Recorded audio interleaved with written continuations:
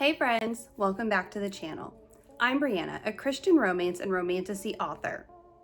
Today, I'm taking you behind the scenes of my writing process, specifically how I structure scenes in my novels.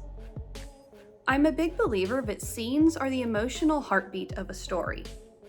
If a scene doesn't move the plot forward or heighten the emotional journey, it doesn't stay. So I go through each one with a simple but powerful checklist. Goal, inciting incident, climax, and resolution. So let's walk through what that looks like. When a scene feels flat, it's almost always because something is missing. Usually a clear character goal or a meaningful shift by the end of the scene. Strong scenes don't have to be dramatic or explosive, but they do need to create change. Even quiet scenes should tilt the character's world in some way. That's why I use this 4-part structure. It keeps me honest, it keeps the story moving, and it keeps readers turning pages. I start every scene by asking, what does my character want in this moment? Not their big story goal, their scene goal. Maybe they want to apologize. Maybe they want to hide something.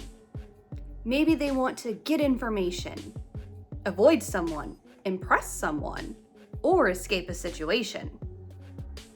If I can't name the goal in one sentence, the scene isn't usually ready yet. A clear goal gives the scene direction and gives the reader something to root for or worry about.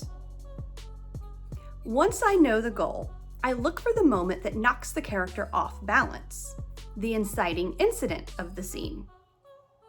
Every strong scene has that one moment where the character's plan, expectation, or emotional state gets disrupted. It doesn't have to be dramatic. It doesn't have to be loud, but it does have to shift something. Without this moment, the scene just sits there. The inciting incident is what turns the situation into a story beat. Something that moves the plot, deepens the character arc, or shifts the emotional landscape. This is the hinge the whole scene swings on.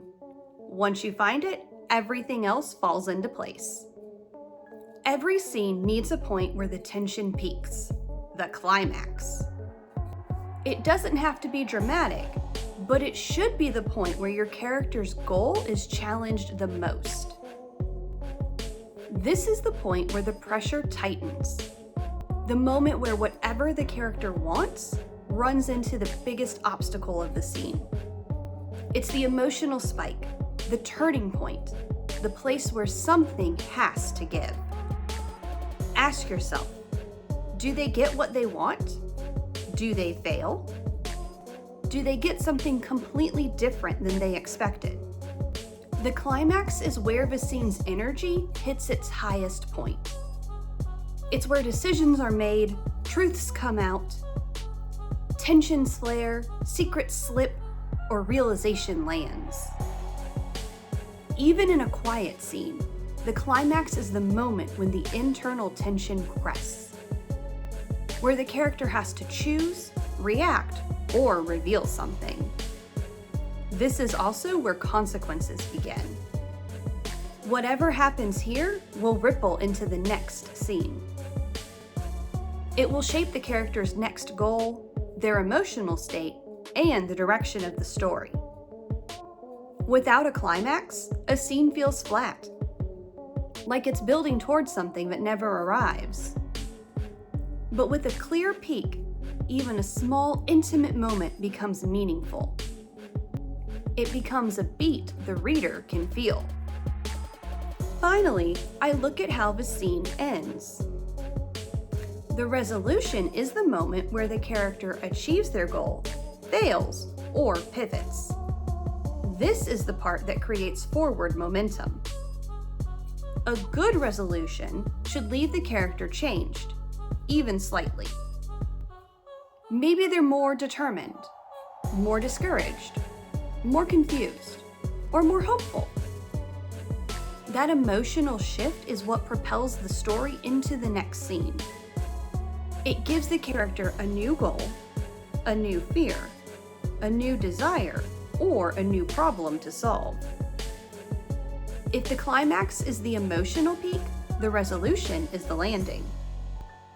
The moment where the character has to deal with the consequences of what just happened. Without a clear resolution, scenes feel like they end in midair. But with one, your story gains rhythm. Each scene becomes a stepping stone, guiding the reader into the character's journey. The resolution doesn't have to be big. It just has to matter. Once I've identified all 4 elements, I ask one final question. Does this scene move the plot or character arc forward?